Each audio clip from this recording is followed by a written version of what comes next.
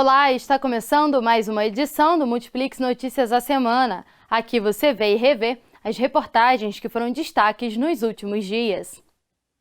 E enquanto muitos acabam desmatando para construir, outros preferem aproveitar o seu terreno para replantar. Em Nova Friburgo, o Horto Municipal tem contribuído para que isso seja possível, distribuindo mudas de árvores nativas da Mata Atlântica. Veja na reportagem de Bianca Chabudé e o Arley Freiman. A cada dia que passa, o desmatamento só aumenta. E para tentar reduzir este problema, o Horto Municipal de Nova Friburgo tem distribuído mudas de árvores nativas da Mata Atlântica. O projeto tem o objetivo de aumentar a área verde do município com o apoio da população. A gente pode também fazer a doação dessas mudas mediante a solicitação na prefeitura. O processo é simples, a gente tem um formulário onde as pessoas pedem o quantitativo de mudas exigidas, interessante para eles, e aí buscam essa solicitação na prefeitura com a autorização do secretário e minha também, então podem fazer a retirada aqui no horto. Antes de fazer a doação, os especialistas responsáveis pelo horto analisam qual a melhor espécie para cada ambiente e dão as instruções para que a árvore se desenvolva forte e saudável. Essas mudas, elas vão ser direcionadas, mudas que têm um porte mais agressivo, para locais abertos, para parques, para jardins, para sítios. E mudas com comportamento mais paisagístico, com um porte mais urbano, sem queda de muitas folhas, de muitos galhos ou frutos. Então a gente direciona para áreas onde poderá ter a circulação de pedestres. No momento do plantio, na hora de for plantar, abrir uma cova adequada para o tamanho do torrão que se tem, do recipiente que se tem com a muda, evitar de afundar ela muito nesse recipiente e também deixá-la acima do nível do solo, Então esses são os cuidados básicos. Boa parte das árvores do Horto Municipal são doações de compensação ambiental, ou seja, proprietários de terrenos que precisaram derrubar árvores para construir compensaram de alguma forma o desmatamento cometido. Já quem procura pelas mudas quer fazer o caminho reverso e ampliar a vegetação em seu terreno. Então a gente se deparou com essa área bem degradada em Conquista, um terreno que adquirimos lá, e a gente quis fazer o caminho oposto, que era revitalizar essa área, E vale lembrar que as árvores têm papéis importantes em nossas vidas. Por isso, ao invés de desmatar, busque plantar mais árvores. Sombra, fruto, pássaros, As árvores, elas são responsáveis aí por grande parte, da produção de oxigênio e captação de CO2 junto com os oceanos. Então, o que a gente puder fazer por elas, eu acho que é muito bem-vindo sempre. Cada árvore, ela traz um benefício, Então, se cada um puder fazer, se plantar 2, 1, 3, 10, eu acho que a gente pode ter um bom resultado, Porque até agora só estávamos destruindo, Então, a gente tem que começar a fazer o caminho oposto.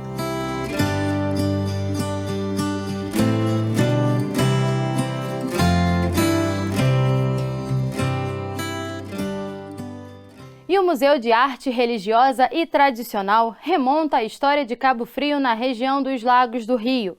Localizado no centro da cidade, o Marte possui arquitetura franciscana e durante muito tempo foi sede do convento Nossa Senhora dos Anjos. Inaugurado em 1982, o museu costuma ser procurado por turistas e possui peças dos séculos 17, 18 e 19. Confira na reportagem. Um prédio antigo que começou a ser construído em 1686, no coração de Cabo Frio. Em meio à zona central da cidade, o Museu de Arte Religiosa e Tradicional, o Marte, é rico em histórias que datam dos séculos passados.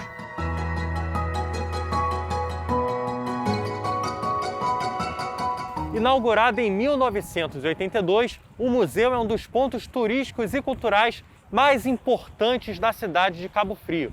Durante muito tempo, foi sede do convento de Nossa Senhora dos Anjos e possui obras restauradas do século XIX. O convento hoje ele não tem mais a mesma dimensão de que ele tinha na época, porque algumas alas foram destruídas com o tempo.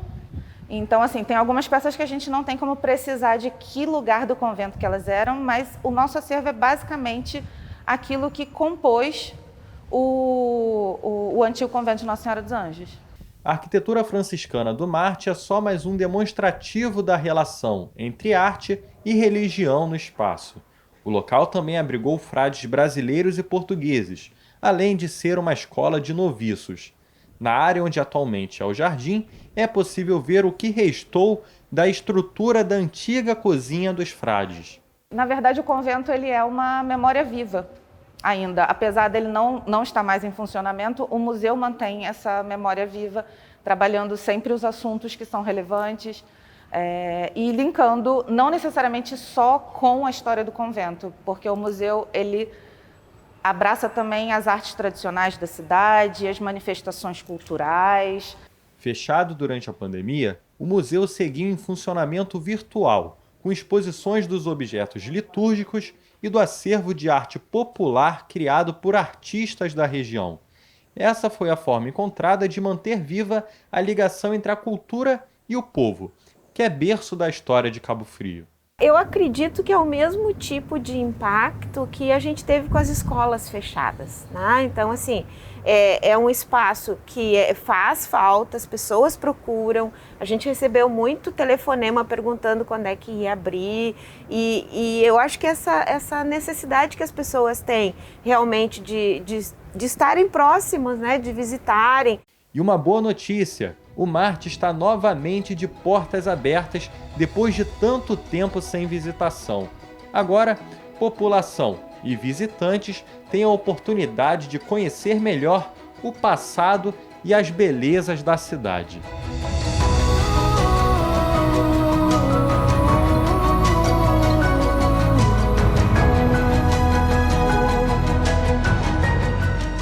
E são 135 anos de história guardados atrás de portas que agora estão reabertas para o público. O Colégio Anchieta, em Nova Friburgo, na região serrana do Rio, é mais um atrativo turístico da cidade. O tour pelo corredor histórico, capela e teatro dura em média 1 hora. São móveis, objetos e fotografias centenárias. Vale a pena conferir.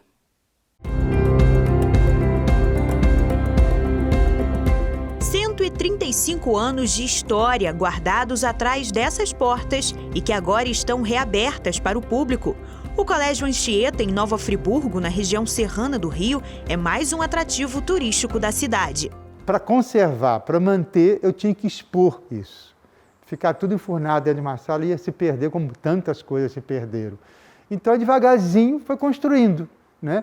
O que hoje a gente chama esse corredor histórico, é todas essas salas, são mais de 10 salas com todo esse acervo. A essência de uma escola é preparar o aluno para a sociedade e para o mundo.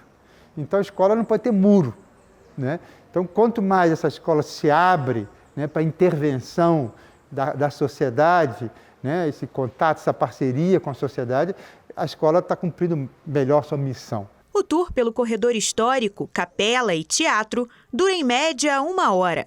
São móveis, objetos e fotografias centenárias, histórias e muitas curiosidades que envolvem o Colégio Jesuíta desde a sua fundação em 12 de abril de 1886. O tour ele acontece, com um mediador, então a gente vai acompanhando por todas as salas e a gente vai fazendo essa troca do visitante, com a mediação.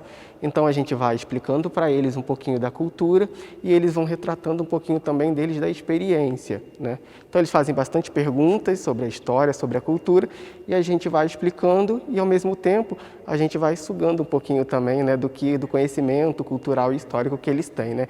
Então é uma troca, por isso que a gente fala que é uma experiência, tanto para eles quanto para a gente também. No começo, o Colégio Anchieta contava com apenas 7 alunos.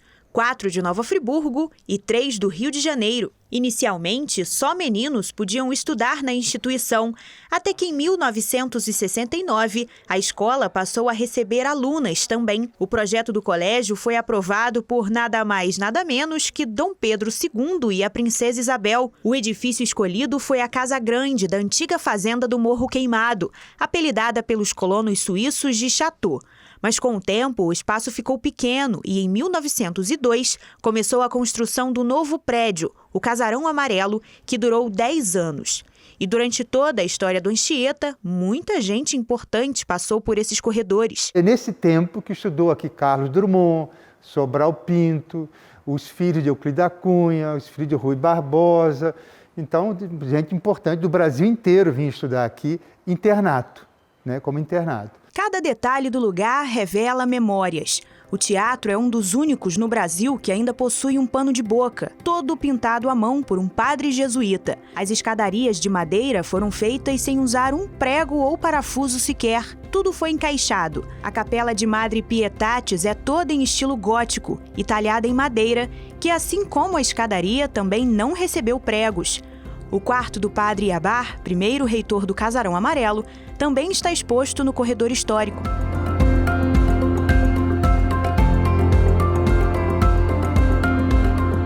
E quem visita o colégio tem a oportunidade de ver também como era uma sala de aula do século passado.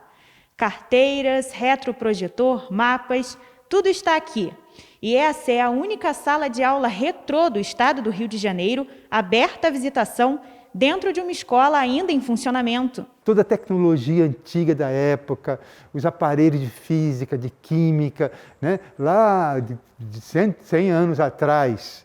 Né? Então, conhecer isso, acho que é cultura, entende? É um privilégio da nossa cidade ter todo esse acervo nessa escola aqui. O Colégio Anchieta está disponível para visitação em 2 horários da parte da manhã, sempre aos domingos, mediante agendamento, para limitar o número de pessoas. Vale a pena fazer essa visita ao passado e mergulhar na história, arquitetura, religiosidade e curiosidades preservadas durante esses 135 anos. Quem quiser fazer parte do tour, né, conhecer um pouquinho, fazer essa troca de experiência e conhecer um pouquinho mais da escola e da cidade, vem para cá que a gente já está aí de portas abertas para receber todo mundo. Ultimamente ouvimos muito falar em algoritmos. Mas você sabe o que isso realmente significa e como eles funcionam nas redes sociais? Confira os detalhes na reportagem de Bianca Chabudé e o Arley Freima. Ultimamente ouvimos falar muito em algoritmos, mas você sabe o que isso realmente significa? Algoritmos são códigos desenvolvidos por programadores, tá? Que o conjunto desses códigos ele se torna um programa. Se eu estou assistindo um vídeo de algo que eu tenho interesse, vamos supor, finanças. O YouTube, cada dia, o algoritmo dele é programado para que ele me sugira mais vídeos sobre finanças. Nas redes sociais, os algoritmos funcionam da mesma forma e tendem a oferecer conteúdos de acordo com as ideologias de cada um. Por isso, quando o assunto é política, as plataformas podem ser muito tendenciosas. Toda vez que a gente acessa uma rede social, a gente disponibiliza dados e deixa rastros. À medida em que esses dados e rastros eles se identifiquem com rastros e dados de outras pessoas, isso vai compondo as chamadas bolhas, fazendo com que pessoas que pensem de forma similar, que tenham atitudes e comportamentos parecidos, acabem se aglutinando, fazendo com que então elas opinem, elas caminhem na direção de uma determinada situação, de um determinado posicionamento, e de alguma forma isso acaba enfraquecendo a nossa democracia. Um outro problema que cresce desenfreadamente nas redes sociais são as fake news. Informações falsas que acabam sendo replicadas com apenas alguns cliques. E para que a democracia não seja prejudicada por esse tipo de conteúdo, especialistas acreditam que regulamentações devem ser criadas para o ambiente virtual. Se a gente for voltar a 2016, 2017, existem pesquisas feitas tanto do ponto de vista nacional quanto internacionalmente, mostrando que as pessoas já naquela época elas diziam claramente que não sabiam distinguir o que são informações verdadeiras do que são fake news. Elas diziam isso. Daí o debate sobre regulamentação, entendendo o mercado de comunicação como um mercado como outro qualquer, que precisa de regulamentação.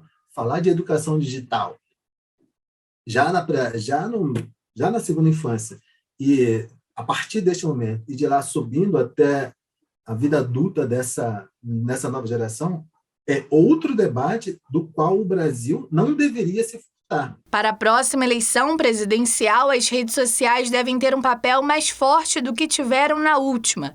E discernimento será fundamental na hora de absorver as informações. Há uma migração para algumas outras plataformas que ainda não estão tão regulamentadas, ainda não têm um controle, uma atenção até mesmo dos órgãos, como o TikTok e o Telegram. A possibilidade de uma avalanche de desinformação é enorme.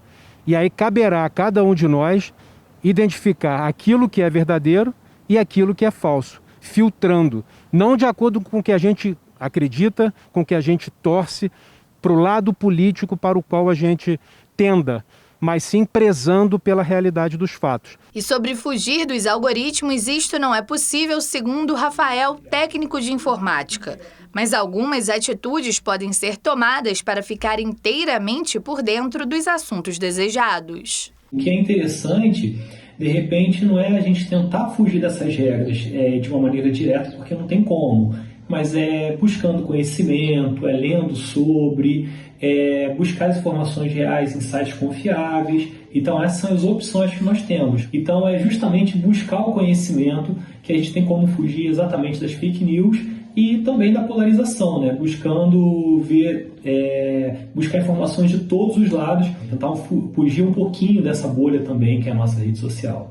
E eu me despeço por aqui. Continue acessando a TV e o portal Multiplix para ficar por dentro de tudo o que acontece nas regiões serrana e dos lagos do Rio. Na segunda-feira, Mayara Gastin está de volta aqui na TV Multiplix. Um ótimo fim de semana para você!